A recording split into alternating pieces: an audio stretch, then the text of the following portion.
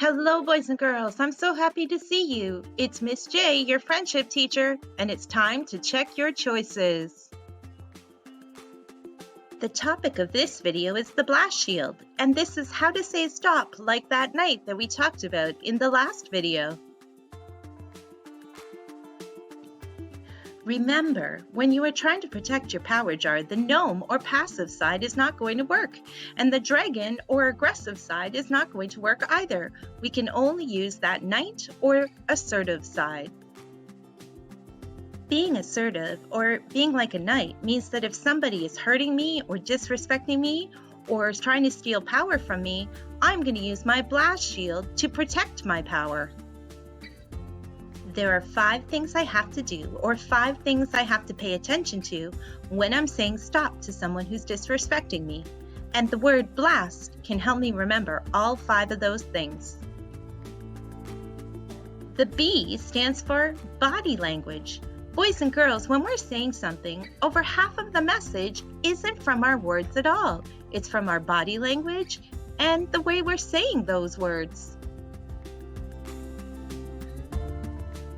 Body language is the message we're sending out just with our body. We can look like the gnome, we can look like the dragon, or we can look like a knight. A knight stands nice and tall with their back straight, shoulders back, arms down at their side, and head up. We're sending a message of strength and confidence, and this is very important when we're protecting our power jar. Once we're sending the right message with our body language, we can add the L. And the L stands for look them in the eyes. Looking somebody in the eye doesn't mean glare at them or give them the evil eye. It just means make eye contact. In fact, how many of you have ever had your passport picture taken? When we get our passport picture taken, there's a rule that we have to have a neutral facial expression, which means there can be no clues on our face as to how we are feeling. We can't be smiling or frowning or glaring. In fact, it's that neutral facial expression that we need for our blast shield. Now that we've got the right body language and we are looking them in the eye, we add the A from blast, and the A stands for armor on. This doesn't mean a physical suit of armor, it's more like mental armor. Some people call it resilience or grit or having a thick skin. It's a protective bubble that we put around us so that if somebody's saying something mean, we don't let those words into our head or into our hearts. We know the first 3 letters of the word blast now: body language, look them in the eyes, and armor on. It's time to add the S. It's time to say stop to the person who's choosing to be hurtful. There are some special rules we need to follow when we're using our blast shield. Rule number 1, only use 2 or 3 words. You can say stop it, stop now, or please stop, but don't get into conversations or into really long speeches with the other person.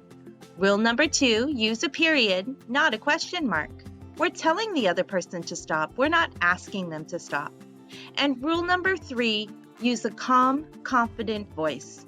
It's only the knight voice that gets our message across. Dragon and gnome voices don't work here. Okay, it's time to finish off our blast shield with the T. And the T stands for tell someone, tell someone. Why do you think we say it twice? Boys and girls, you spend a lot of time in 2 different places, home and school. And if somebody is repeatedly and intentionally being hurtful to you, I need you to make sure that an adult at both places knows what's going on. An adult at home and an adult at school.